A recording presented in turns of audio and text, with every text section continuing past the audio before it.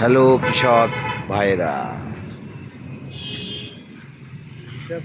কেমন আছেন? আপনাদের কৃষিকাজের জন্য চায়না থেকে একটি গাড়ি এসেছে, মিনি পটলার। সেটিং করতেছে ইঞ্জিনিয়ার জীবন, কোটচাঁদপুর তানজিম মেশিনারি। মহেশপুর থেকে এসেছে ভাইরা।